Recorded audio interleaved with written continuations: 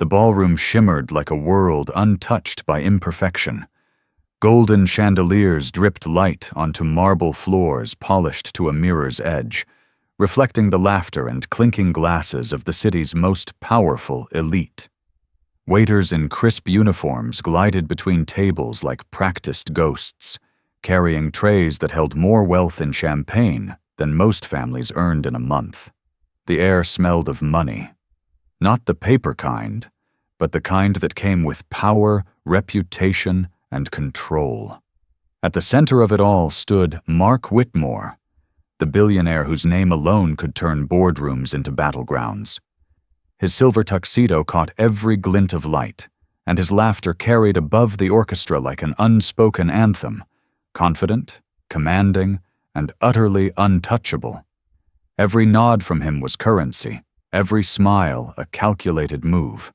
Tonight wasn't just a gala, it was a celebration of him, his empire, his generosity. Cameras flashed, hands reached, and whispers followed wherever he went.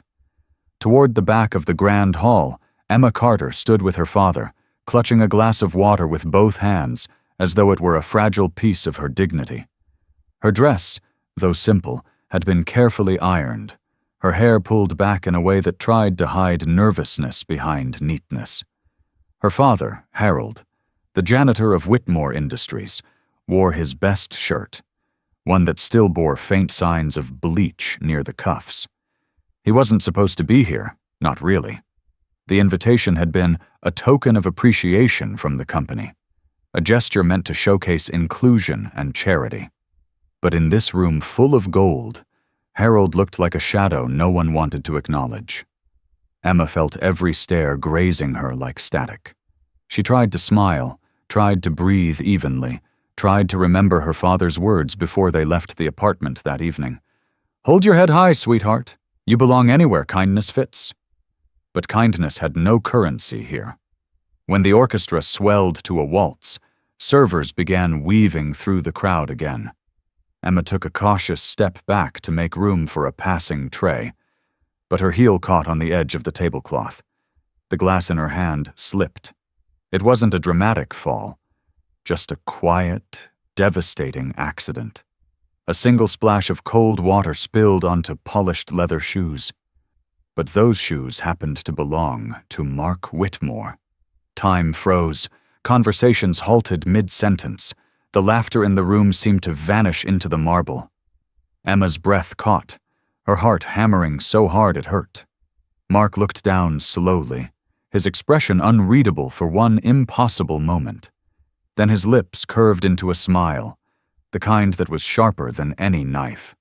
"Well," he said, his voice smooth but loud enough to carry across the tables. "Looks like someone decided to start cleaning early tonight." Laughter erupted, light at first, then bolder. The kind of laughter that doesn't sound cruel at first until you realize it's designed to make you small.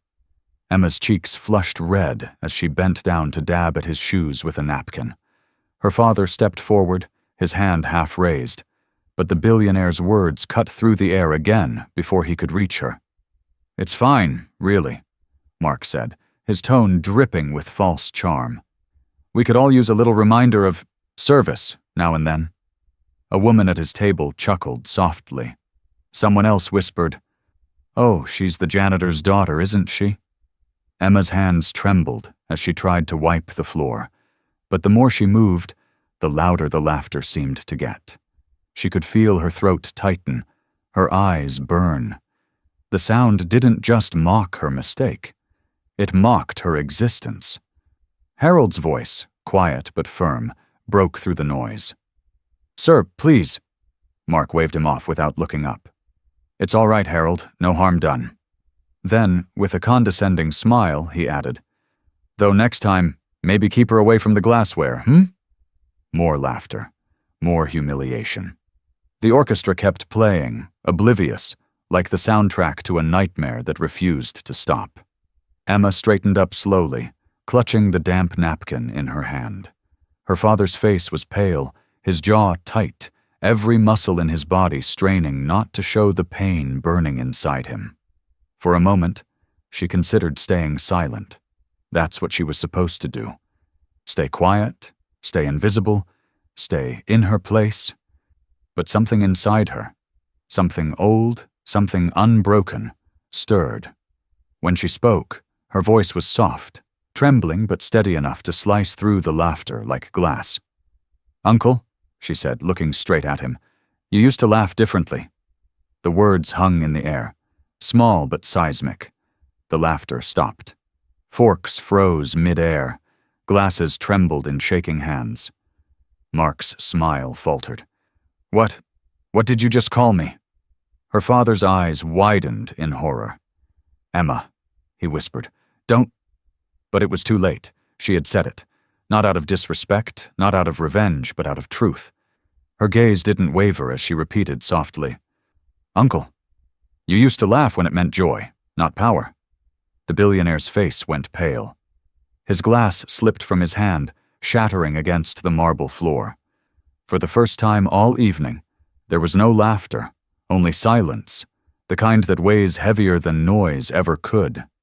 The crowd looked between them, confused, curious. Some smiled awkwardly, assuming it was a joke. Others felt something they couldn't name. Discomfort, maybe even shame. Mark stepped back a little, staring at her as if seeing her for the first time. His throat tightened. His eyes darted between the girl's face and the janitor beside her. The same eyes, the same quiet strength, the same look of unshakable dignity. It couldn't be. His heart raced, his mind scrambling through years he'd spent trying to forget. He had heard that word before. Uncle. It came from a voice he hadn't thought about in decades, a voice that used to call him by that name with love and laughter, not pain and defiance. A single memory flickered at the edges of his mind. A woman's smile, a child's giggle, a tiny apartment that once smelled like homemade bread and hope. But that was another lifetime, another man. The murmurs in the ballroom grew louder. Reporters leaned forward, sensing something more than gossip. The orchestra faltered to a stop. Mark tried to speak, but the words caught in his throat. His confidence, that polished, unshakable armor, cracked like glass. "Who are you?" he asked, his voice quieter now, almost afraid of the answer. Emma's eyes softened for a moment, not out of pity, but recognition. "Someone you once promised not to forget." Her father reached for her hand, trembling. "Emma, please." But she wasn't trembling anymore. She stood straighter, her shoulders square, her chin lifted, not in pride, but in truth. Mark's breathing quickened. His gaze shifted between Emma and Harold, his expression a mix of confusion and realization clawing its way through disbelief. He tried to laugh, but it came out hollow. "You must be mistaken. Emma shook her head slowly. "No, Uncle, I'm not." The silence that followed was deafening. You could almost hear the sound of his heartbeat in it, uneven, uncertain. He stared at her like he was staring at a ghost from a life he'd buried too deep. And in that instant, surrounded by the very people who worshipped his name, Mark Whitmore, billionaire, icon, self-made king, looked utterly human. His grip tightened around the edge of the table, knuckles white, the color draining from his face. The chandeliers above still sparkled, but the room's glow had changed. The laughter that once floated through the air now felt heavy, guilty, exposed. And somewhere in the crowd, someone whispered, "Why did she call him uncle?" Mark didn't answer. He couldn't, because for the first time in years, he was the one who didn't belong. He looked at her one last time, his voice barely more than a breath. What did she just call me? And deep down, he already knew the answer. The city never really slept. It shimmered. From a distance, the skyline looked like a kingdom carved from light, towers stretching skyward as if trying to touch something divine. But inside those towers, life didn't shine the same way. On the 76th floor of the Whitmore Tower, Mark Whitmore stood before a wall of glass that framed the city like a living painting. The view was breathtaking. the kind of sight people dreamed of. Yet to him it felt ordinary, almost sterile. His reflection hovered in the window, an impeccably dressed man in a tailored suit, tie perfectly knotted, expression practiced into calm detachment. Behind him, his penthouse was immaculate. Marble floors gleamed. Glass tables caught the golden lamplight, and every surface reflected success. A piano sat untouched near the corner, collecting the kind of silence money couldn't fill. Mark sipped from a crystal tumbler, the drink amber against the skyline. He didn't taste it anymore, just felt the warmth slide down and fade like everything else in his life. The faint hum of the city below was the only reminder that somewhere beyond this glass, the world was still real. On his desk lay a stack of business reports, next to a half-written speech for his foundation's charity event. The opening line read, "Success is built on vision, discipline, and the refusal to forget where you came from." He paused on that last part, staring at it. His pen hovered mid-air, unmoving. "Refuse to forget," he murmured. The irony was sharp enough to cut. Mark leaned back in his chair, rubbing his temple. Somewhere between the glass walls and the endless meetings, he had stopped remembering what where he came from even meant. There were no photos of his childhood here, no family portraits, just awards, newspaper clippings, and the illusion of purpose. When the intercom buzzed, he pressed the button without looking. "Yes?" "Mr. Whitmore," came his assistant's polished voice. "Your driver's waiting. You have a dinner with the governor at 8. "Tell him I'll be there," he said flatly. "Of course, sir." The line clicked off. The room was quiet again.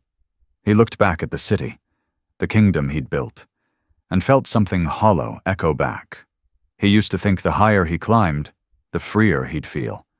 But all he'd really done was build his own cage, made of glass, money, and loneliness. Miles away, in a part of the city where the skyline looked more like broken teeth than silver spires, Harold Carter was finishing his night shift. The building he cleaned wasn't just another office. It was one of Mark Whitmore's. Every floor bore his name. Every polished surface reflected his success. Harold had spent 20 years making sure those reflections stayed spotless. As he wheeled his mop bucket across the empty hallway, his reflection followed him on the glossy floor, older, slower but not bitter. His hands were calloused, his back often ached, but his spirit hadn't dulled. He hummed under his breath, a tune his late wife used to sing while cooking. It was the kind of sound that didn't belong in these halls of glass. Too soft, too human. When he passed by the executive conference room, he paused for a moment, glancing through the glass wall. The long table inside was surrounded by sleek leather chairs and untouched bottled water. The faint scent of expensive coffee lingered in the air. He smiled faintly to himself. "Funny thing," he murmured. "I probably spend more time in here than they do." He continued cleaning, slow and steady, the rhythm of his work as natural as breathing. By the time he made it home, the city had gone quiet. The apartment building where he lived leaned slightly toward the street, the paint peeling in places. But inside, it was warm. The smell of coffee and laundry soap lingered, familiar, comforting. In the small kitchen, his daughter Emma sat at the table surrounded by textbooks. Her hair was tied in a loose bun, her glasses slipping down her nose, eyes heavy with exhaustion but still focused. The lamp beside her flickered faintly, the bulb overdue for replacement. Harold smiled as he stepped inside. "Still up, kiddo?" She looked up, rubbing her eyes. "Just a few more pages, Dad. I've got a test tomorrow." He hung up his jacket and walked over, glancing at the notes she'd scribbled across her paper. Her handwriting was small but neat, every line of it determined. "You're gonna wear that brain out if you're not careful?" Emma smiled faintly. "Then at least it'll be for something worth it." He laughed softly, lowering himself into the chair across from her. "You sound just like your mother." At the mention of her, the air in the room changed. Not sad, not heavy, just softer. Her mother's memory still lived here. In photos on the wall, in the melody Harold still hummed, in the kindness Emma carried without even realizing it. He reached for the old radio on the counter and turned it on. A slow tune filled the space. Gentle, nostalgic. "Your mom used to dance to this," Harold said, tapping the table lightly to the beat. Emma smiled. "You used to step on her toes, didn't you?" He grinned. "Every single time." They laughed quietly. The world outside might have been harsh, but in this small apartment, warmth still lived. After a while, Emma got up to refill her cup, her eyes catching something tucked behind the old clock on the shelf. It was a faded photograph, curled at the edges. She pulled it out carefully. "Dad?" she said softly. "Who's this?" Harold turned, his face changing the moment he saw it. It was a picture of her mother, younger, standing beside a smiling man. A man in a plain shirt, sleeves rolled up, arm around her shoulder. Behind them, a small child sat on the steps, laughing. Emma looked closer. The man's face was familiar, even through the grain of time. "Is that Mr. Whitmore?" Harold hesitated. "Yeah," he said finally. "That was before he was Mr. Whitmore, back when he was just Mark." Emma frowned. "You knew him?" Harold leaned back in his chair, eyes distant. "A long time ago. Your mom and I helped him when he had nothing. Gave him a place to stay, a few meals. He used to call her Sis, and she made him promise he'd come back one day, when he made something of himself." Emma stared at the photo, tracing the faded outlines with her thumb. "Did he ever come back?" Harold shook his head. "Not until now. Only difference is, this time he doesn't remember who we are." She looked down at the photo again, her mother's smile frozen beside the man who'd once been family. "Did you ever remind him?" she asked quietly. He sighed. "Some people don't need reminding, sweetheart. They need to find their way back themselves." For a while, neither spoke. The radio played softly, the melody drifting through the quiet apartment. Finally, Harold stood and reached for his coat again. "Get some rest, Emma. The world's not always fair, but it's still yours to change." She nodded, though her eyes lingered on the photo. After he left for his night shift, she sat in silence, the city's hum seeping through the cracked window. Something about the picture unsettled her, not because of who was in it, but because of what it meant. The billionaire who had laughed at her wasn't a stranger. He was a man her parents once loved like family. She turned the photo over, her hands trembling slightly. The ink was faded but still legible, the handwriting elegant, careful. It read, "To my second family, always your Uncle Mark." Her breath caught. For a moment she just stared at the words, the meaning pressing against her chest like something alive. Uncle Mark. The man who humiliated her in front of hundreds had once held her as a baby. He'd sat in this very apartment, at this same table, eating her mother's cooking, laughing like he belonged. The contrast hit her like lightning, two sides of the same glass. Above the city, he lived behind walls that kept the world out. Below it, they lived in rooms that welcomed everyone in. And somewhere between those two worlds, a promise had been broken. Emma's fingers shook as she held the photo closer to the light. The faint ink shimmered under the lamp, and her voice broke into a whisper only the walls could hear. "Why did you forget us, Uncle Mark?" Fate has a strange way of weaving people back together, not through mercy, but through irony. It doesn't ask permission. It doesn't warn.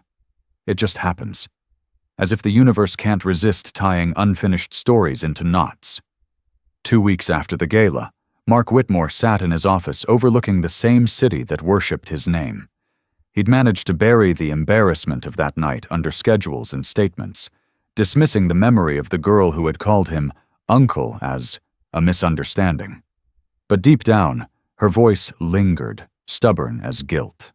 Now, sitting behind his mahogany desk, Mark flipped through a pile of scholarship applications from his company's charitable foundation. Every year, his public relations team selected a few students to receive academic funding, opportunities for the underprivileged, as the brochure said. The process was routine, soulless, predictable. He never looked at the names himself. But this time, one file was marked Chairman's Review. He opened it absent-mindedly and froze. Emma Carter. The name hit him like cold wind through glass. The file included her essay, transcripts, and a recommendation from one of his foundation's directors. A neat photo of her smiled up from the page. The same girl who had stood in that ballroom, soaked, humiliated, yet unbroken. For a moment, Mark stared at it in silence, unable to breathe. His fingers tightened around the edges of the folder until the paper bent. He could almost hear her voice again. "Uncle, you used to laugh differently." He shoved the file away as if it burned. When his assistant, Claire, stepped in, she found him staring at the window again. "Sir, the foundation ceremony starts in an hour," she reminded gently. "You'll need to address the scholars personally this year." He nodded automatically. "Yes, of course." But his reflection in the glass whispered back, "You can't hide forever." That evening, the Foundation's annual scholarship ceremony glowed with refinement. Crystal chandeliers hung like frozen fireworks, and the hall brimmed with hopeful faces. Reporters lined the walls, cameras flashing as families whispered prayers for their children's futures. Mark entered to the sound of polite applause. To the audience, he was the picture of success, the man who gave back, the visionary. But beneath the tuxedo and the praise, his chest felt hollow. On stage, he spoke smoothly about resilience, grit, and the power of education. The crowd nodded, inspired. But when his gaze swept the rows of students, it stopped on a familiar face near the back. Emma. She wore a modest navy dress, her hair tied neatly, her expression calm but unreadable. Her father sat beside her in the audience, hands folded, eyes downcast. For the first time in his career, Mark lost his rhythm mid-speech. Words caught in his throat, and the microphone picked up the smallest hesitation. He glanced down at his notes, then forced a smile back into place. When it was time to present the scholarships, he called names one by one, shaking hands, posing for photos, congratulating each student with rehearsed warmth. But when he reached the last name, his voice wavered just slightly. Emma Carter. She rose from her seat with quiet dignity and walked toward the stage. Her steps were measured, her chin lifted, the soft hum of whispers following her like a second shadow. Mark's heart thudded in his chest. He extended his hand as she reached him, but she didn't take it. Instead, she held out a sealed envelope. "I brought something for you, Mr. Whitmore," she said, her tone respectful but cool. The cameras clicked. He took the envelope, masking confusion with a strained smile. "For me?" "Yes," she said. "It's my essay." He nodded. "Ah, yes. I read your summary in the selection brief. Remarkable work." She tilted her head slightly. "Then maybe you should read the whole piece." He frowned, but curiosity pricked at him. He tucked the envelope under his arm and handed her the ceremonial certificate. "Congratulations, Miss Carter. You've earned this." She accepted it, then leaned slightly closer, just enough for only him to hear. "I wrote it for someone I used to believe in," she whispered. Then she turned, walking back to her seat as the applause rose around her. Later that night, back in his office, the applause still rang in his ears. The city lights outside his window shimmered like 1,000 eyes watching him. The envelope sat on his desk, untouched, daring him to open it. Mark poured himself a drink he didn't need, stared at it for a long time, then set it aside, untouched. Finally, he tore open the seal. The essay's title was written in elegant, neat handwriting, "The Man Who Forgot His Promise." He read the first line. "Some promises don't break. They're just buried under pride." His breath caught. The second line blurred before his eyes. His hand trembled as he turned the page. "A long time ago, a man slept on a stranger's floor. A family gave him food, warmth, and dignity. He said he'd come back one day to thank them. He never did. Mark's chest tightened. Memories he'd locked away began to surface. The smell of bread baking, the sound of laughter in a small apartment, a woman's voice telling him he could still change his life. Every word cut deeper. He built towers of glass to forget the home that saved him. And in his reflection, he no longer saw the man they once called Uncle. Mark sank into his chair, the paper trembling in his grip. The city outside blurred behind tears he didn't realize had formed. He pressed his palms to his eyes, but the words wouldn't leave him. They echoed, soft, relentless. He forgot the people who remembered him even when the world didn't. The essay ended with a line that hit harder than all the rest. I wrote this for the man my mother once called brother. The glass in his hand slipped, spilling amber across the papers. He didn't even notice. For the first time in years, Mark Whitmore, the untouchable, the unshakable, felt small. He sat there long after midnight, the essay lying open on the desk before him, the ink beginning to blur where the whiskey spread. He whispered the name to himself, like a confession. Grace Carter, the woman he had once called sister, the woman whose husband had cleaned his floors for decades, the woman whose daughter he had humiliated in front of hundreds. A tremor passed through his hands. He leaned back, closing his eyes, and saw her face again, smiling, forgiving, alive in memory. He couldn't hide from the truth anymore. The next morning, his secretary found him still sitting at his desk, the essay open beside a single whispered line on his lips. I wrote it for the man my mother once called brother. The night stretched long over the city, and from his glass tower, Mark Whitmore watched the lights below blur into streams of gold. They used to look beautiful to him, symbols of success, ambition, control. But tonight, they looked like reminders. Each one flickered like a memory refusing to die. His office was quiet, too quiet, the kind of silence that doesn't soothe but accuses. The essay from the scholarship ceremony still lay open on his desk. Its final line, I wrote it for the man my mother once called brother, had lodged itself somewhere behind his ribs, where it pulsed like an ache. He couldn't stop hearing it, couldn't stop seeing her face. The same eyes, the same steadiness, the same defiance, just like hers. Grace Carter. The name surfaced unbidden, heavy with years. Mark stood abruptly, his chair scraping across the floor. He crossed the office, yanked open a drawer, and began pulling out old files, boxes of archived records from his early years, personal and business both. Dust rose in soft clouds as he searched, faster, more frantically with each passing minute.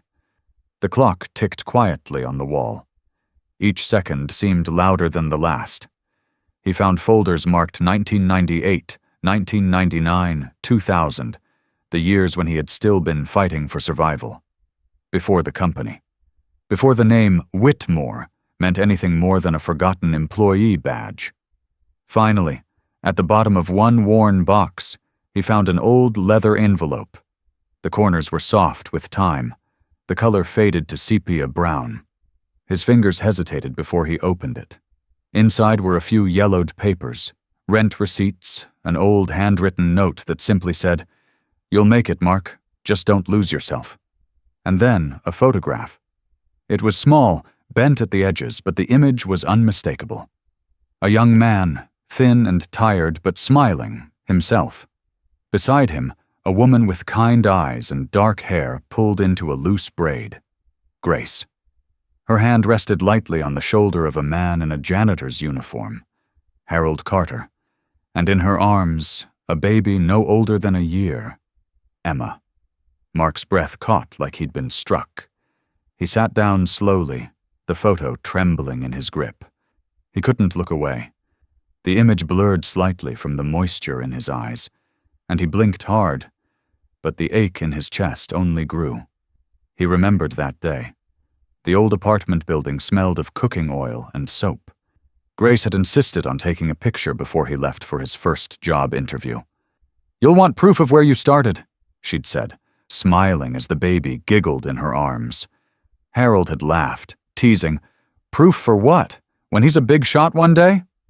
And Mark, foolish, hopeful, grateful, had laughed back. "When that happens, I'll frame this photo in my office, so I never forget who saved me." But he never framed it. He never even looked for it again. He had promised her he wouldn't forget. And then he did. The memory hit him hard. The nights he spent in their small home, sleeping on their couch, the dinners Grace made when she barely had enough food for 3. The way she had spoken to him, like he mattered when the world treated him like nothing. And now her daughter, that same child, had stood before him, and he had laughed at her. The guilt was suffocating. He pressed the photo against his chest, his hand trembling as if trying to hold on to a piece of the past that had slipped through his fingers. The office lights above flickered faintly, the city humming beyond the glass. Mark sat motionless for a long time, staring at the frozen smiles in that photo, the life that had once accepted him as family. He whispered her name like a confession. "Grace Carter." It felt foreign on his tongue, yet heartbreakingly familiar. He set the photo on his desk and leaned back, the memories playing behind his closed eyes like an old film reel. Grace folding laundry by the window, Harold returning home tired but smiling, the smell of baby powder and soap, laughter echoing in small rooms filled with love and no money. He remembered her words as he left that house all those years ago. "Don't let the world change your heart, Mark. Let it sharpen your purpose, not your pride." He had promised her then. I'll never forget this. But he had. He had traded their warmth for glass walls and applause. The phone on his desk rang once, sharp in the quiet, but he didn't answer. He couldn't bear to hear another corporate voice. He just sat there, staring at the photo, the weight of it pressing down like the years he'd ignored. The edges of the picture had begun to curl, and he traced them gently with his thumb, almost like an apology. He thought of Emma's voice that night, steady, brave, and the look in her eyes when she said, "Uncle." It wasn't anger he'd seen, it was disappointment, and somehow that was worse. The silence in the room thickened until he could hear his own heartbeat. He leaned forward, elbows on the desk, and pressed the photo to his chest as if trying to absorb it, to pull it back into his life, to make the memory real again. His voice broke when he spoke, barely more than a whisper. "I promised her I'd never forget." He looked at the skyline through the glass, a city he had conquered, built, and owned. Yet in this moment, all he could see were the faces of the people who had once given him everything when he had nothing. The photo lay flat on the desk again, illuminated by the city's light. The image of Grace and her family smiled up at him through time. Mark closed his eyes and whispered to the empty room, his voice trembling. "I promised her I'd never forget." But the truth hit him harder than any fall from power ever could. He already had. Before he was a billionaire, before the skyscrapers and the glass offices and the applause that echoed his name, Mark Whitmore was just a man. Cold, hungry, and forgotten by the world. Years before the city wore his name on billboards, he had slept in its shadows. Back then, he wasn't Mr. Whitmore, CEO, or philanthropist. He was just Mark, a young man with calloused hands, torn shoes, and a heart heavy with failure. He had come to the city chasing dreams that didn't care who chased them. The first few months had been a blur of rejections, job after job turning him away with polite apologies or cold stares. When the savings ran out, pride went with it. By winter, he was sleeping in alleys wrapped in newspaper, eating whatever he could find, avoiding his own reflection in shop windows. The city lights mocked him, glittering above like promises meant for everyone else. Then one night, fate intervened, not with a miracle, but with mercy. He had been sitting outside a laundromat, shivering under a flickering streetlight, when a man in a janitor's uniform stopped in front of him. The man's hands were rough, his uniform faded, but his eyes, kind and steady, carried something Mark hadn't seen in a long time: compassion. "You all right, son?" the man asked. Mark looked up, startled. "I'm fine," he lied, his voice barely more than a whisper. The man studied him for a moment, then shook his head. "Doesn't look that way." He reached into his pocket and pulled out a small paper bag. "Here, my wife made extra stew tonight." Mark hesitated, ashamed. "I can't." "Sure you can," the man said, pressing it into his hands. "She'll be mad if I bring it home again." And just like that, the man turned and walked away before Mark could refuse. The smell hit him first, warm, spiced, alive. He ate slowly, every spoonful tasting like something he'd forgotten existed. Kindness. The next night, the man came back, and the night after that. Eventually, he introduced himself. "Harold Carter," he said with a smile. "Custodian at the Whitmore building. My wife Grace says you've got a good face. You ever had a hot meal that wasn't from a bag?" Mark didn't know how to answer, so Harold brought him home. The Carter apartment was small, 2 rooms, 1 leaking faucet, and the smell of soap and coffee that never seemed to fade. But to Mark, it felt like a palace. Grace Carter was a woman with tired hands and eyes full of light. She didn't ask questions when Harold led Mark through the door. She just said, "Wash up, honey. Dinner's still warm." The first night, Mark sat at their table in silence while they talked, as if he belonged there. Grace ladled stew into his bowl. Harold told jokes between bites. And in the corner, a baby in a worn blanket giggled, as if she already knew him. When Grace lifted the baby into his arms, Mark froze. "She likes you," she said softly. "Her name's Emma." Mark smiled awkwardly, afraid of holding something so pure. "She's beautiful," he murmured. Grace laughed. "You can visit her any time you like, Uncle Mark." And that's how it began. Days turned into weeks. Mark started helping Harold on his night shifts, sweeping floors, cleaning hallways, fixing small things that no one noticed but mattered. During the day, he helped Grace with errands, carrying groceries up the narrow stairs while Emma tugged at his sleeve. He started laughing again, eating again, believing again. One evening, as the 3 adults sat around the small kitchen table, Grace placed a hand over his. "You're not alone anymore," she said gently. "Whatever the world took from you, it can't take your heart. Just promise me one thing, that when life gets better, you won't forget where it started." Mark swallowed hard, nodding. "I promise." But even as he said it, he didn't understand how heavy those words would one day feel. The day came when a company finally called him back, a junior position at a small trading firm. Grace and Harold celebrated like he'd been named president. Grace baked a pie. Harold bought a new tie from the thrift store and insisted on ironing it himself.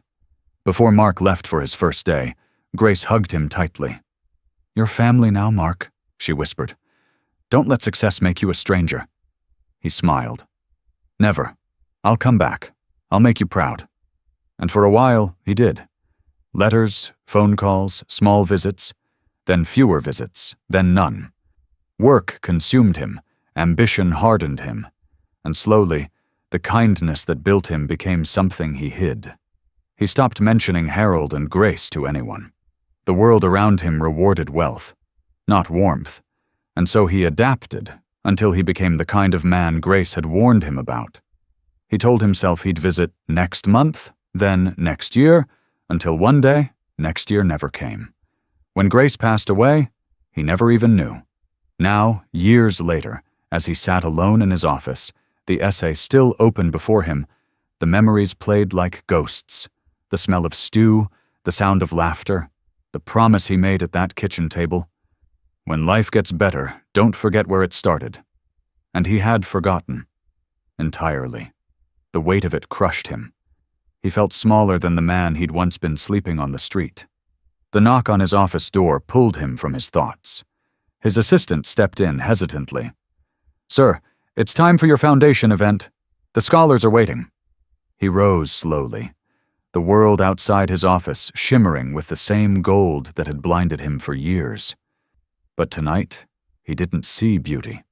He saw what he'd lost. At the foundation gala, the hall was filled with applause and champagne, cameras flashing as Mark took the stage.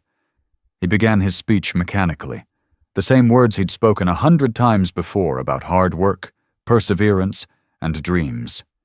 Then his gaze found her, Emma Carter, standing among the crowd, wearing her mother's grace and her father's eyes. Their eyes met. And in that instant, the past collided with the present like a mirror breaking. His voice faltered, but Emma stepped forward, calm and unshaken. She held the microphone with steady hands and looked straight at him. "Do you remember what you promised my mother, Uncle Mark?" she said softly. The audience murmured. Cameras tilted. Mark's throat went dry. "You kept your word once," Emma continued, her voice trembling but fierce. "Can you keep it again?" The hall fell silent. Mark Whitmore, the man who once conquered the city, stood speechless before the daughter of the woman who had saved him, as the promise he'd buried years ago came back to claim him. The ballroom shimmered under a ceiling of crystal chandeliers, their light scattering like diamonds across the polished marble floor. It was the Whitmore Foundation's biggest charity event of the year, a celebration of wealth dressed as generosity. Cameras flashed, reporters scribbled notes, and guests in tuxedos and silk gowns floated through the room like glittering ghosts. At the center of it all stood Mark Whitmore, the man of the hour, billionaire, philanthropist, icon. The applause that followed him wherever he went now filled the room like a tide.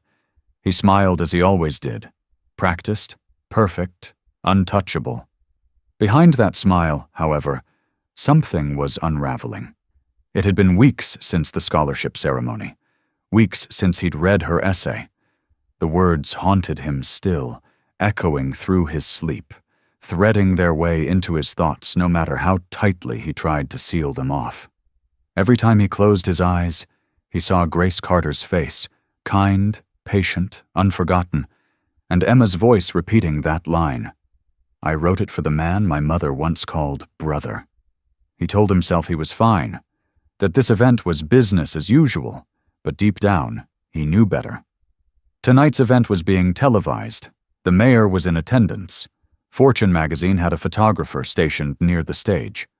Everything about this night was designed to reinforce the image he had spent decades building, the untouchable man with a golden heart.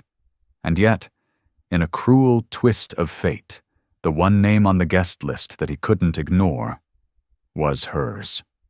Emma Carter, Whitmore Foundation scholarship recipient, keynote guest. He had approved the list himself, thinking it would prove that he wasn't afraid, that her presence meant nothing. But as the night wore on and her turn approached, he realized he had made a mistake. When the event host finally called his name, the applause swelled again. Mark walked to the stage, every step measured, every gesture flawless. The microphone gleamed beneath the spotlight as he began his speech, his voice steady and deep. "Good evening, ladies and gentlemen. Tonight we celebrate not just success, but the spirit of giving. The Whitmore Foundation was built on one simple truth. That opportunity is the greatest gift we can share." The crowd nodded, entranced. He knew this rhythm by heart, the careful rise and fall, the pauses that made cameras linger on his face. His words washed over the room like warm silk. But then, from the audience, a hand rose. It was steady, deliberate, and impossible to ignore. Emma Carter. Her presence alone drew murmurs. She stood near the center of the crowd, her posture straight, her dress simple, navy blue, elegant in its modesty. No jewelry, no arrogance, just presence. Mark's voice caught, mid-sentence. He blinked, unsure what to do. Guests turned to look. A few reporters leaned forward, cameras ready. "Yes?" he asked finally, forcing a smile that didn't reach his eyes. "Do you have a question, Miss Carter?" Her expression was calm, but her eyes, those eyes, carried the weight of everything he'd tried to forget. She lifted the microphone she'd been handed, her voice clear enough to cut through the music and murmurs. "I just wanted to say," she began, "thank you for this opportunity." The crowd relaxed, a few polite claps scattered. But then she added softly, "Thank you, Uncle Mark." The room froze. The word hung in the air like thunder trapped in glass. For a heartbeat, there was no sound. Not the shuffle of feet, not the hum of cameras, not even the clinking of glasses. Every face turned toward the stage, waiting for the billionaire's reaction. Mark didn't move. His lips parted slightly, his eyes wide, as if someone had reached through time and pulled a secret from his chest in front of the entire world. "Uncle?" someone whispered in the crowd. "Did she say Uncle Mark?" another murmured. The sound rippled outward, growing louder with each repetition. Curiosity, disbelief, gossip wrapped in luxury. Emma stood her ground. Her face was calm, her hands clasped in front of her. But her gaze never wavered. Mark's throat tightened. His carefully rehearsed lines scattered like paper in wind. The room, the lights, the cameras, all of it blurred until there was only her. The last time someone had called him uncle was in a cramped kitchen, 25 years ago, while a baby with wide eyes and a laugh like sunlight reached for his tie. Grace's voice had followed it. "She loves you, Uncle Mark." Now the same word returned, sharper, heavier, full of meaning he had long buried. He tried to speak, but his voice cracked. I'm sorry, could you repeat that?" Emma's tone didn't change. "I said, thank you, Uncle Mark. My mother always told me to be grateful to the people who helped us once." Gasps fluttered through the audience. The host glanced nervously at the cameras. Someone whispered to a reporter, "Is she related to him?" Mark's fingers gripped the podium until his knuckles turned white. He forced a hollow laugh, trying to regain control. "Ah, I see. A term of respect, perhaps?" But Emma shook her head. "No, it's what my mother used to call you, before she died." The words struck like a blade wrapped in velvet. Every mask in the room fell silent. Mark's hand trembled. He stepped back from the microphone slightly, eyes unfocused. The chandeliers above seemed too bright now, their light burning instead of shining. He saw Grace's face again, her laughter, her warmth, her final words before he left. "Don't let the world change your heart." He had. The applause that followed his speeches all these years suddenly felt like noise. Hollow, meaningless. Emma lowered her microphone, her voice softer now. "I'm just glad you kept your promise once," she said. "I only hope you can keep it again." And with that, she sat down. The murmurs grew into a low roar, questions overlapping, reporters whispering to one another, lenses turning back toward the stage. Mark couldn't hear any of it. His pulse pounded in his ears. He reached for the glass of water beside him, but his hand shook too much to hold it steady. He looked out over the crowd, 1,000 faces watching the moment his empire cracked. For the first time in years, he didn't know how to speak. He turned away from the podium, ignoring the calls of his name, and stepped off the stage. His footsteps echoed against the marble floor, too loud, too human. He didn't stop until he reached the side exit, where the light was dimmer and the noise faded behind him. His breath came ragged, the weight of decades pressing against his chest. He leaned against the wall, eyes closing, whispering to no one, or maybe to the ghost that had just spoken through her. "You remember me." The sound of her voice still lingered in his ears, softer now, almost kind. He opened his eyes slowly, staring at his trembling hands, and whispered again, "After all this time, you still remember me." Every empire, no matter how tall or golden, is built on something unseen. Some on risk, some on ruthlessness, and some, like Mark Whitmore's, on kindness he'd long forgotten. That night the lights of the city didn't dazzle him. They taunted him. From the back seat of his sleek black car, he watched his own billboards flash by, his name in bold white letters across glass towers and magazines. Each one felt like a lie now. "Home?" his driver asked softly. Mark hesitated. "No," he said. His voice was quiet, distant. "Drive to Brookside Avenue." The driver looked confused but obeyed. Brookside. It was the neighborhood he had clawed his way out of, the place he had buried under ambition and time. 25 years had passed since he'd last seen it. The streets he once walked barefoot were now half-forgotten alleys, shadowed by newer, brighter districts. But in his mind, he could still smell the bread from the corner bakery, hear the laughter from open windows, feel the rough warmth of Harold Carter's handshake, and the gentle hum of Grace's voice. As the car turned onto the old street, the memories came flooding back in waves that felt too sharp to be nostalgia. He saw himself again, thin, hungry, 22, shivering in a doorway, when Harold had first stopped and asked, "You all right, son?" He saw Grace pulling an extra chair to the dinner table without hesitation, saying, "Everyone deserves a warm meal." He saw Emma, barely able to walk, waddling over with a wooden spoon in her hand, laughing at nothing. He remembered Grace teaching him how to patch his shirt, how to look people in the eye again after failure. She had told him that dignity wasn't something you could buy. It was something you chose, no matter how little you had. And he had promised her, with all the conviction of a desperate man, that he would never forget. But he had. He had forgotten every meal, every smile, every prayer said quietly at that table. He had buried them under success, polished them out of his story until it gleamed clean enough for interviews and magazine covers. He had replaced their warmth with walls of glass. He didn't even remember the last time he saw Grace until now. Her hand on his cheek, her eyes tired but proud. "You'll go far, Mark," she had said. "Just don't let distance turn into forgetting." He'd laughed then, young and foolish. "I could never forget you." And he had left with a promise that meant everything to her, and nothing to him once the world started clapping. Now, decades later, that promise felt like a stone pressing against his chest. The car slowed. The driver glanced back. "Sir, are you sure? This area—" "I said stop." Mark stepped out before the car had even settled. The cold air hit him like penance. The street was quieter than he remembered. Older, emptier. The bakery was gone, replaced by a boarded-up store. Paint peeled from walls that once glowed with light. He walked slowly, hands trembling in the pockets of his tailored coat.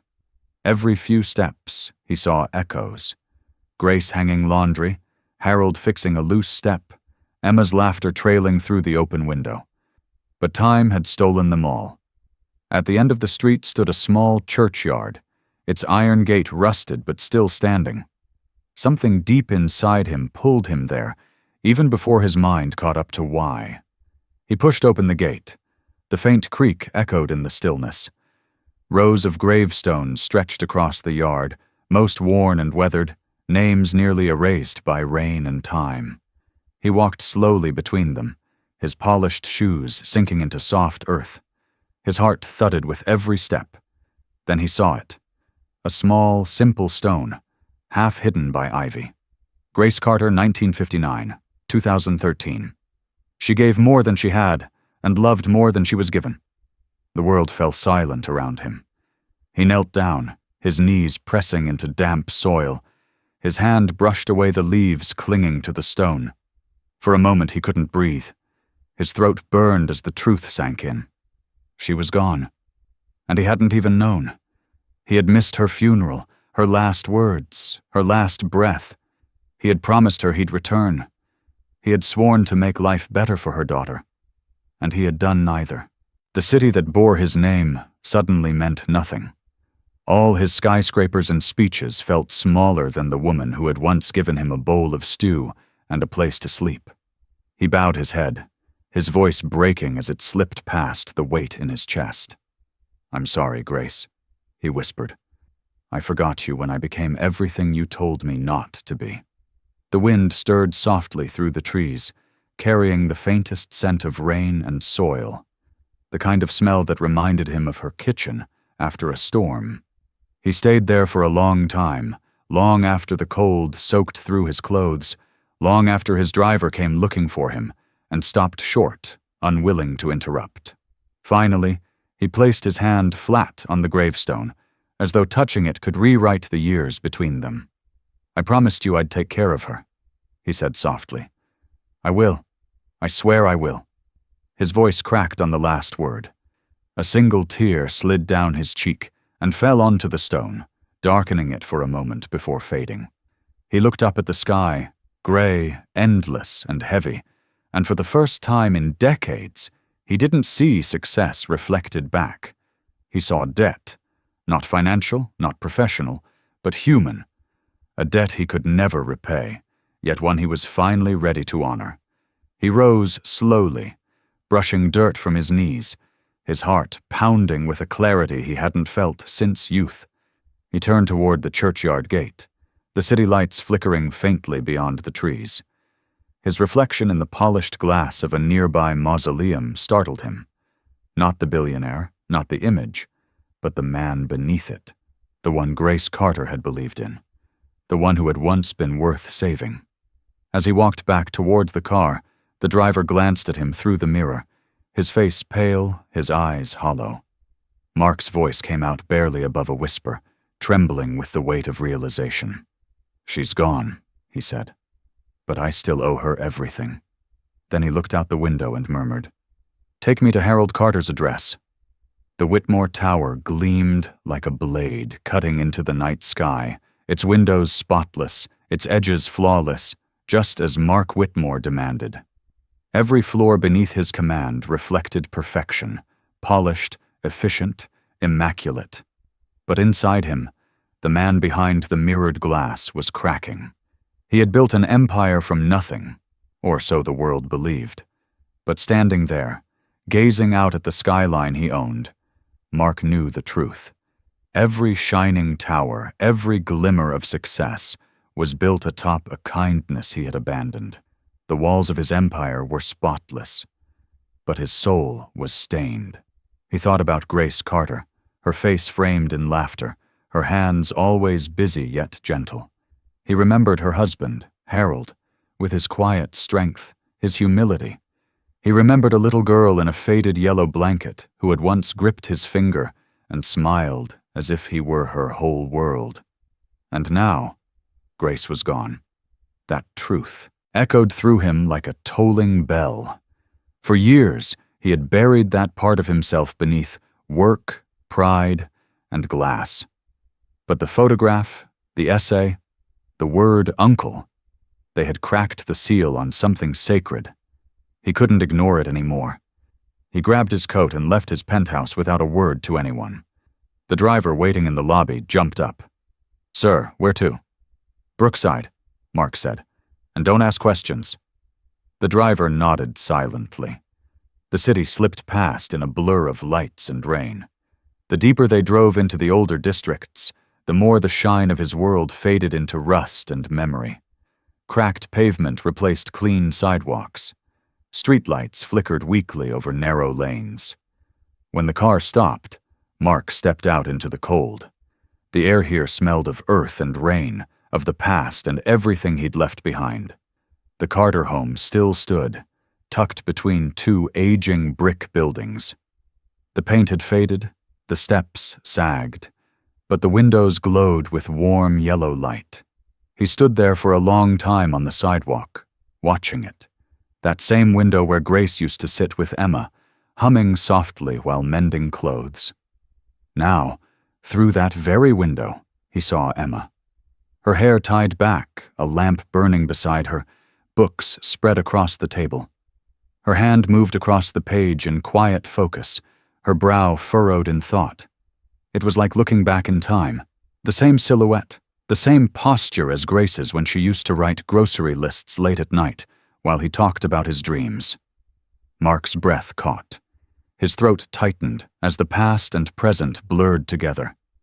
He moved closer, stopping just short of the porch. He didn't want to startle her. He only wanted to see, to feel. He peered through the window again, and something on the wall behind her caught his eye. A small piece of paper, old and yellowed, pinned above the doorway. He squinted against the reflection until the words came into focus. The handwriting was delicate but familiar. "Uncle Mark, always welcome." It hit him like a physical blow.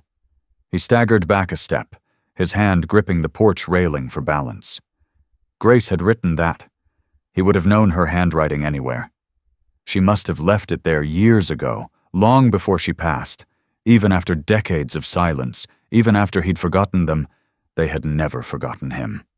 Tears welled in his eyes. The night blurred, the edges of the house dissolving into memory. He could almost hear Grace's voice behind that door, warm and teasing. "You're late again, Uncle Mark." He could almost hear Harold's laughter, Emma's giggles, the clink of dishes in the sink. He had traded this for glass walls and applause. He leaned against the porch post, his breath uneven, the cold biting through his coat. All those years he'd told himself he owed nothing to anyone, that he'd built everything by his own hand. But now he saw the truth clearer than ever. Without them, he would have died in the streets. Without them, there would be no Whitmore Foundation, no towers, no name. He had built his fortune on Grace's kindness, on Harold's trust, on a family's love he had forgotten to return. A single tear rolled down his cheek, catching on the corner of his mouth. He didn't wipe it away. He stayed there, outside the house that had once saved him, as the cold deepened around him. Then, from inside, Emma looked up. For a moment, her gaze flickered toward the window. Their eyes met through the glass. He froze. She didn't move at first. She just stared, confusion turning to realization, and then to something softer. She didn't wave. She didn't turn away.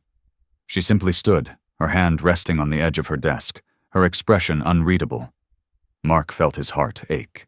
He wanted to go to the door, to knock, to say every apology he'd swallowed over the years. But the words wouldn't come. He wasn't ready. Not yet. So instead, he took one last look at her and the note behind her, burned the image into memory, and turned away. The driver, who had been waiting near the car, straightened when Mark approached. "Sir, are you all right?" Mark nodded slowly, his face pale but resolute. "No," he said quietly. "But I will be." He got into the car, his mind still replaying the words on the wall. Uncle Mark, always welcome. For the first time in years, his heart didn't feel cold. It hurt, yes, but in that pain was purpose, the kind of ache that demanded change. He took out his phone and stared at it for a long moment. Then, with a deep breath, he pressed the intercom button. "Claire," he said when his assistant answered. "Yes, Mr. Whitmore?" His voice was steady now, but softer than it had been in years. "Cancel every meeting for the next week." There was a pause. "Sir?"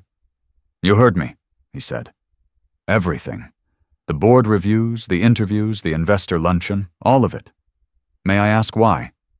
He glanced once more out the car window, at the home glowing behind him, at the life he had abandoned.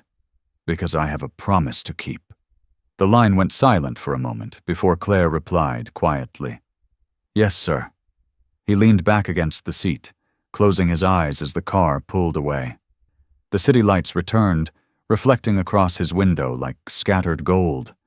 But they didn't dazzle him anymore. All he saw was a small, fading note on an old wall, and the truth he'd spent a lifetime forgetting. He wasn't the man Grace Carter would have been proud of, but he was going to become him again. As the car disappeared into the city's glow, Mark's phone vibrated with a new message, a press interview reminder. He stared at it for a long moment, then deleted it without hesitation. "Cancel everything," he whispered again. "I have a promise to keep." The night was still when Mark Whitmore stood before the familiar door. The same faded blue paint, the same uneven step, the same faint creak in the floorboards that echoed through his memory. It was the door he had once walked through every evening, years ago, when he had nothing but a duffel bag, a hungry stomach, and two people who called him family. Now he stood there in silence. No cameras, no chauffeur, no entourage. Just him. The billionaire stripped down to the man beneath the name. He took a deep breath before knocking. The sound was small, almost hesitant, like he wasn't sure if he deserved to be heard. From inside, footsteps approached. The door opened slowly, revealing Harold Carter. Older now, lines deeper around his eyes, shoulders stooped from years of labor, but still with that same quiet dignity. For a heartbeat, neither man spoke.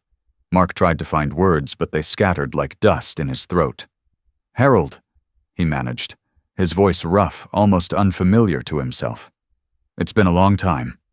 Harold studied him carefully, eyes moving from the tailored coat to the tired face behind it. Then, with a small nod, he stepped aside. "Come in." Mark hesitated before crossing the threshold. The air smelled the same. Warm, lived in, a mix of detergent and coffee. The furniture was old but cared for, the kind of space where love had patched every broken thing money never could. Emma sat at the table, her books spread open. When she looked up and saw him, her face froze, not in fear or anger but surprise. Her hand hovered over a page she'd been writing on, her lips parting slightly.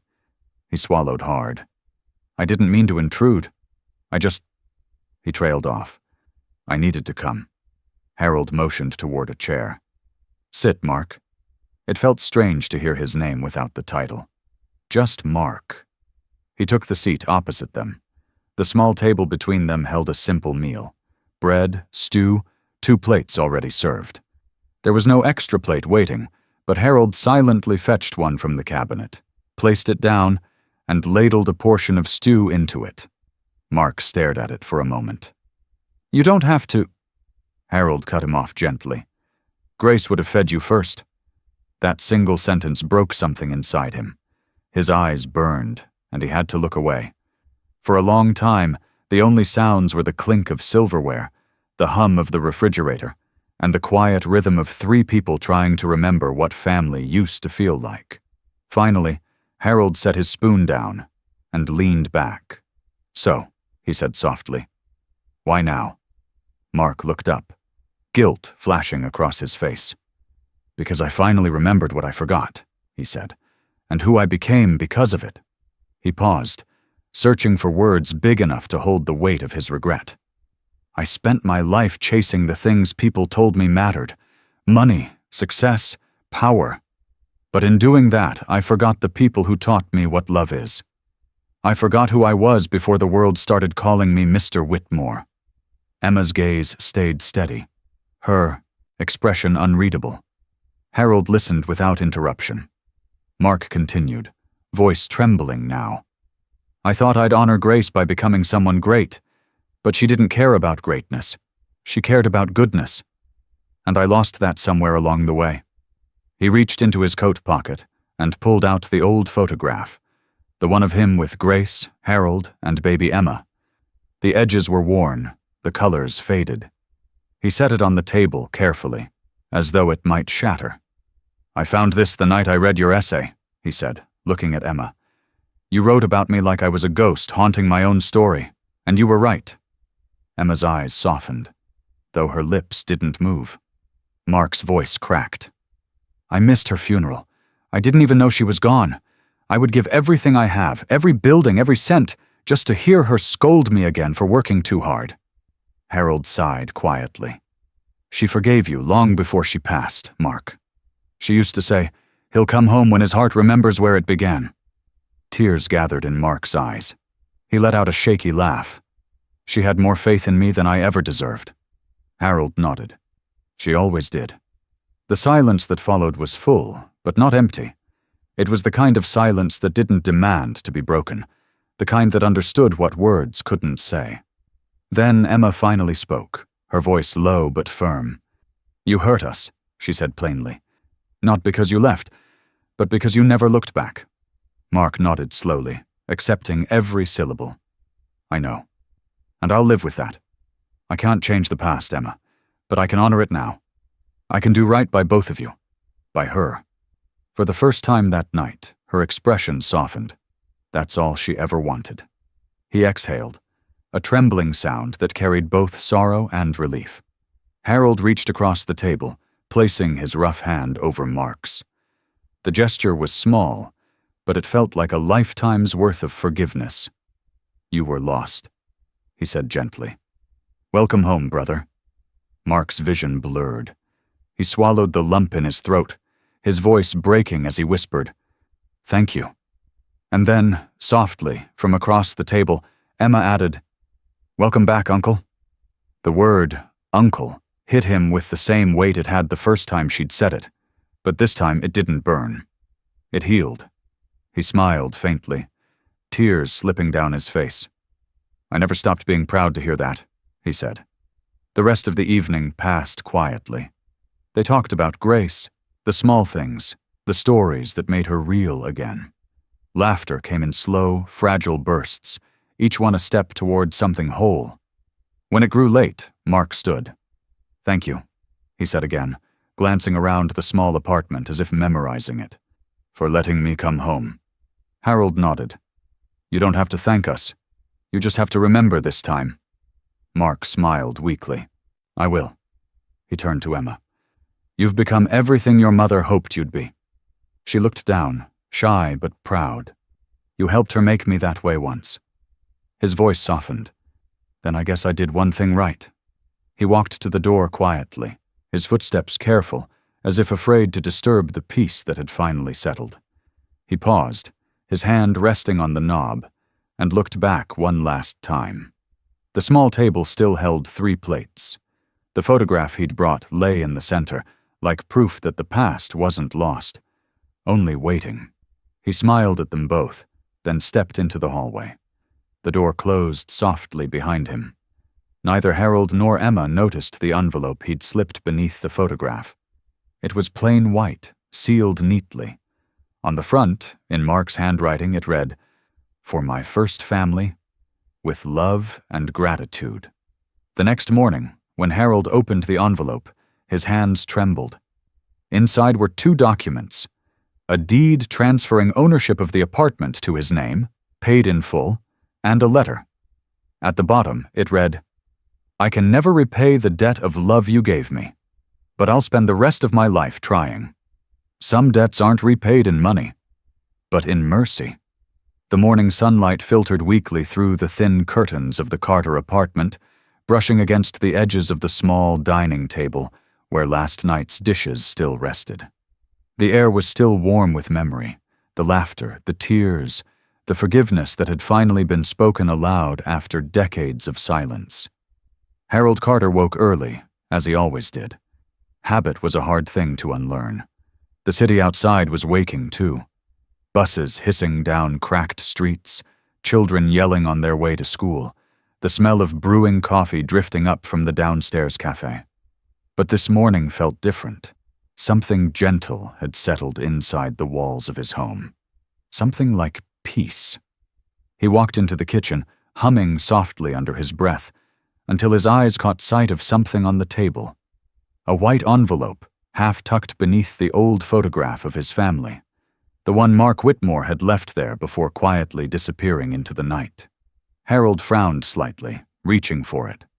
His hands, worn from years of work, trembled as he turned it over.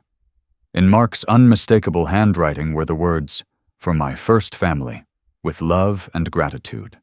A small lump formed in Harold's throat. He sat down slowly, the chair creaking beneath him. Carefully, he tore open the envelope.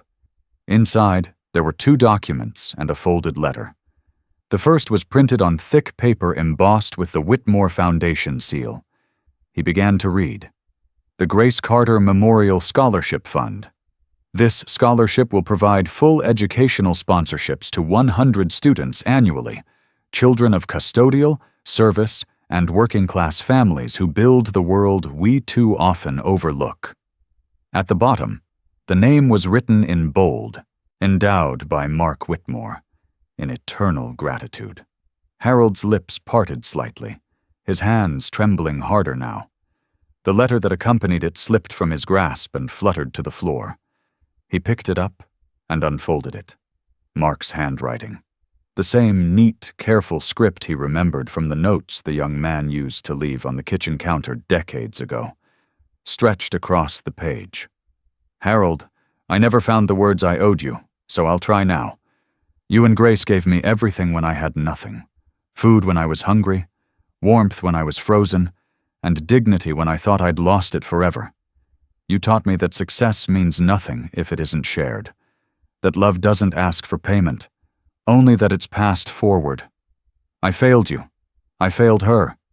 For years, I told myself I was too busy to look back, when in truth, I was too ashamed. But the night Emma called me Uncle, I heard Grace's voice again, and I remembered the man she helped me become. I know I can never repay what I took for granted. But this is my attempt to honor the family that made me human.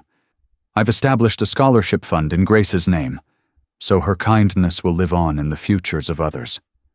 Emma's education is fully funded, as are 100 other students like her, children who deserve the same chance I was given. You gave me family when I had none. Now I return what was always yours. Hope. With love, Mark. Harold sat back, the paper trembling between his fingers. Tears welled up slowly, unashamedly. He thought about all the years he'd watched his daughter struggle to afford books, all the times he'd worked late to make sure she had something better waiting ahead. And now, Grace's name, his wife's name, would live on not as a whisper of the past, but as a promise for the future. Emma appeared in the doorway, still half asleep, her hair loose and messy. Dad? You're up early. He quickly wiped his face, though his voice cracked as he tried to sound normal. Come here, sweetheart. She stepped closer, rubbing her eyes, then noticed the papers in his hands. What's that? He handed her the letter without a word. She read it slowly, her expression shifting. Confusion, shock, then something like disbelief. By the time she reached the end, her eyes were wet too. He did this? She whispered. Harold nodded. He kept his promise, Emma, just a little late. Emma held the letter against her chest, as though afraid it might vanish if she let go. Mom would have been so proud, she said softly. He smiled faintly, the kind that comes from both sorrow and relief. Yeah, she would have been. For a long time, they just stood there, the sunlight spilling across the table, illuminating the photograph of Grace, young and alive, smiling between two men who had once been like brothers. Emma looked out the window, her brow furrowing slightly. Dad, look. Harold turned. Across the street, standing beneath the dim glow of a streetlight, was Mark Whitmore. He wasn't wearing his expensive coat this time, just a simple sweater and dark slacks. His posture was still straight, but his presence felt smaller, human. He didn't move toward them, didn't knock. He simply stood there, watching, hands in his pockets, eyes soft with something that looked like peace. Harold and Emma moved to the window.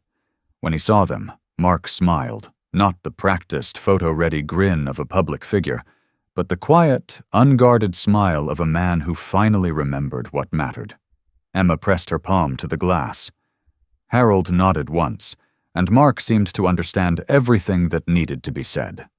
He lifted a hand in farewell, then turned and walked down the street, disappearing into the morning fog. But this time, he didn't vanish like a ghost. He left behind something real, a legacy that no headline or fortune could ever replace. Harold's voice broke the silence. You know, he said softly, your mother always said love has a way of finding its way home.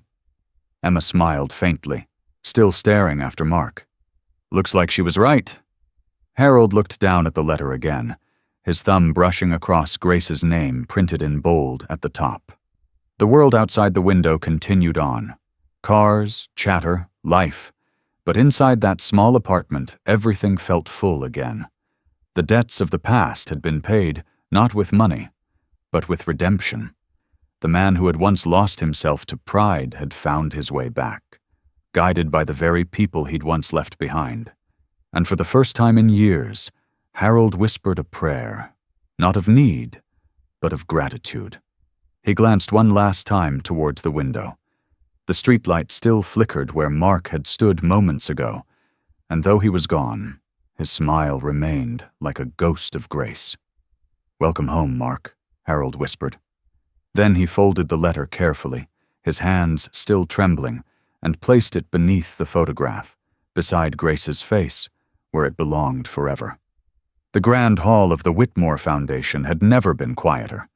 Rows of chairs gleamed beneath the chandelier light. And for once, there was no orchestra, no velvet-draped banners celebrating power or profit. Only a single podium, and a banner that read, "The Grace Carter Memorial Scholarship, a legacy of kindness." It was the kind of event Mark Whitmore would have once delegated to his PR team. But tonight was different. Tonight, he stood on stage, not as the billionaire the world once admired, but as a man who had finally learned what admiration truly meant.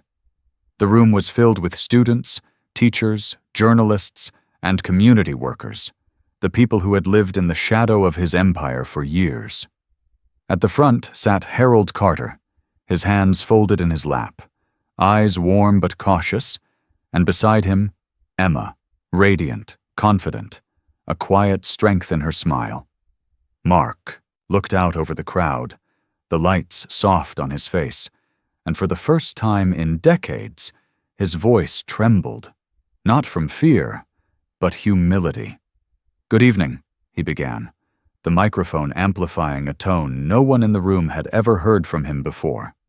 "For most of my life, I believed success was something you measured, in dollars, buildings, and power. But I was wrong. Success isn't what you build above others. It's what you build because of them." The audience listened in silence. Cameras flashed, but there was no spectacle in this. Only truth. Mark took a breath, his gaze finding Harold in the front row. "There was a time," he continued, "when I was lost, a young man with nothing but ambition and fear. And there was a family that took me in when they had every reason to turn me away. They gave me food, warmth, dignity. They taught me that worth isn't earned, it's shared." He smiled faintly, eyes glistening. Their names were Harold and Grace Carter. A murmur rippled through the audience. Harold blinked, startled.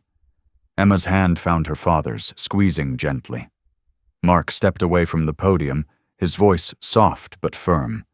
"Grace is no longer with us, but her spirit built everything I have. And Harold," he gestured toward him, "you didn't just clean my floors, you built my foundation." The words landed like a prayer. The hall was silent. Then a low, emotional murmur spread through the crowd. A few people wiped at their eyes. Mark continued, emotion breaking through his composure.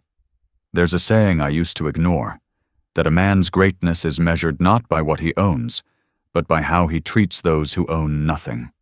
Harold, you showed me what that really means. You showed me grace, literally and spiritually. And tonight I'm here to say what I should have said years ago. Thank you." He motioned gently for Harold and Emma to come up. The older man hesitated, but Emma stood, guiding him forward. As they climbed the steps, the audience began to clap, slowly at first, then stronger, echoing through the room like a heartbeat. When they reached the stage, Mark extended a hand to Harold. The janitor who had once worked in his shadows now stood beside him, equal in the light. Harold took the microphone, his voice steady but thick with emotion. "You know, Mr. Whitmore," he said quietly, "I spent half my life cleaning your buildings, and I never once thought I'd see the day you'd stand here saying that."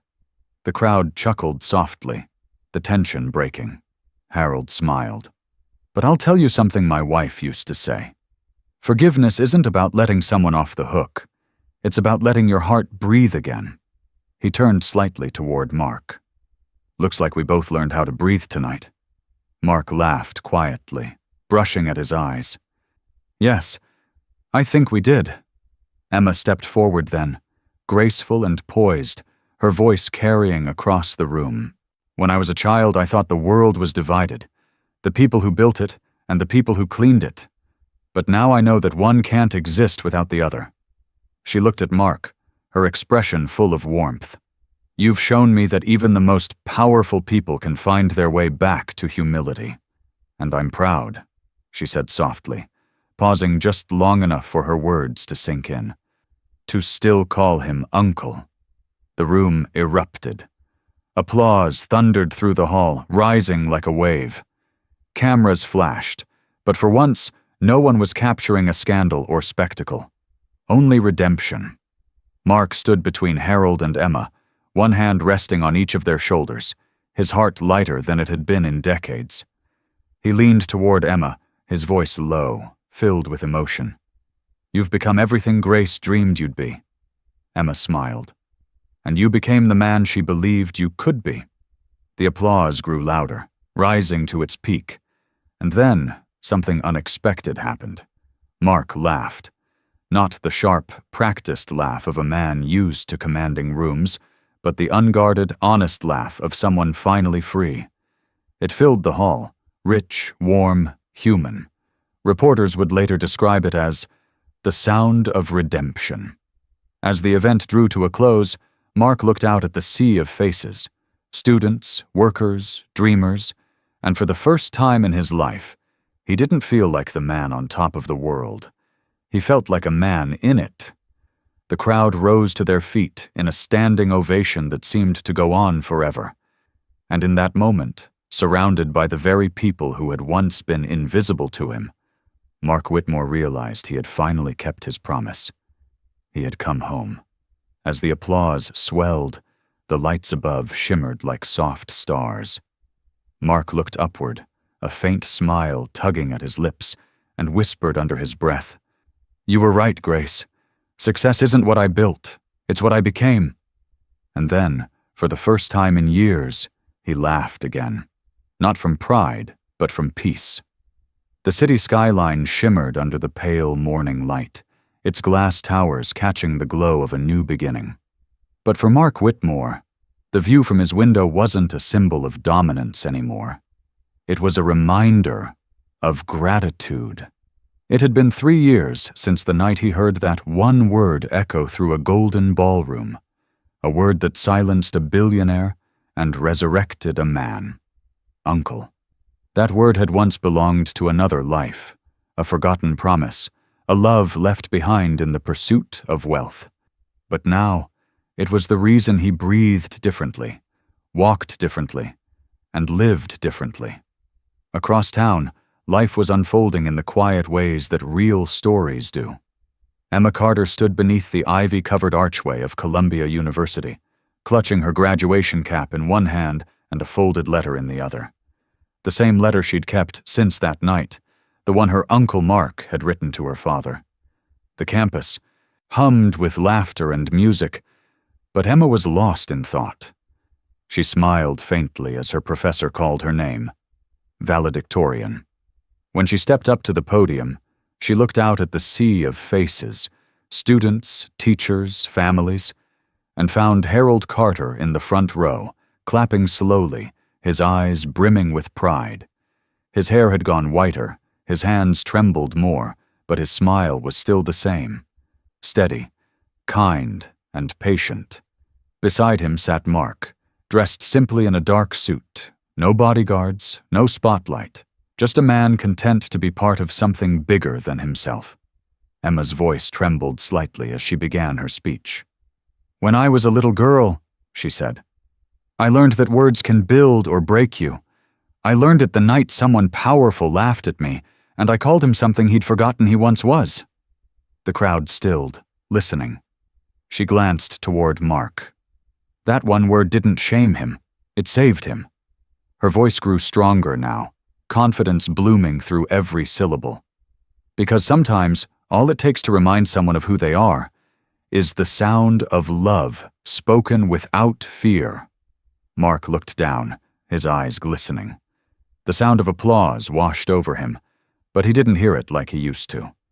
He wasn't listening for validation, only for the heartbeat of a promise kept. After the ceremony, the three of them walked together through the campus gardens. Harold leaned on his cane, his steps slow but steady. "You did good, kid," he said to Emma, his voice thick with emotion. "Your mother'd be proud."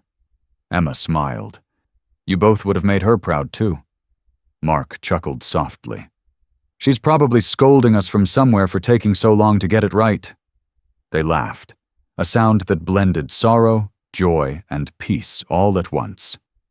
A few weeks later, a quiet ribbon-cutting ceremony took place in the heart of the city. Cameras flashed, reporters gathered, and a new sign was unveiled above the entrance to a bright, modern building. The Carter Whitmore Community School.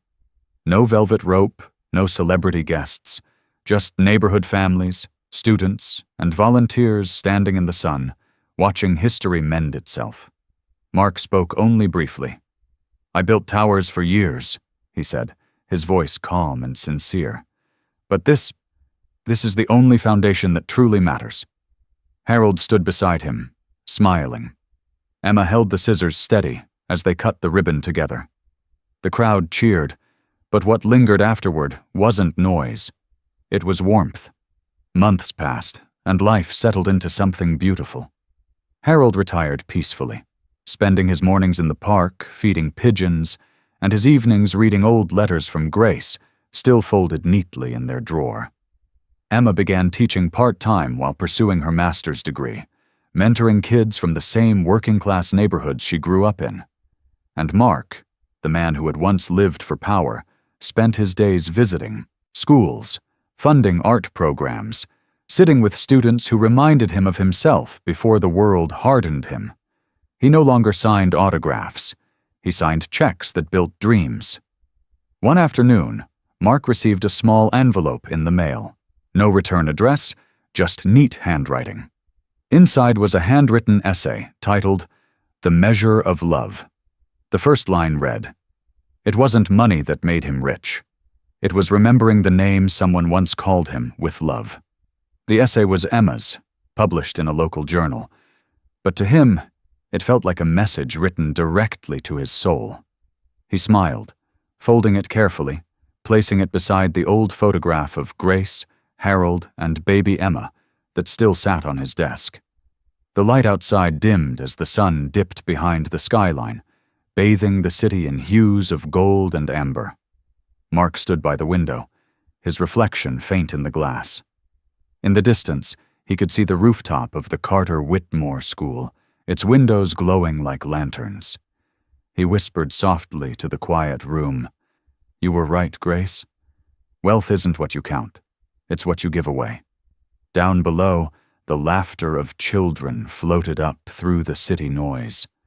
For years, he had chased applause that never filled him. Now he found peace in the sound of learning, in lives changed by something as small and as powerful as a promise kept. The man who once laughed at a janitor had become the man who honored one, and all because a young girl had reminded him of who he truly was. Not with anger, not with revenge, but with a single word that reached deeper than pride ever could. Some laughter humiliates, but one word, spoken from love, can rebuild a life. Before you go, remember, one act of kindness can change an entire life. If this story touched your heart, hit the like button to let more people feel its message. Subscribe for more powerful stories where truth, emotion, and redemption meet. Tell us in the comments, what did Uncle mean to you?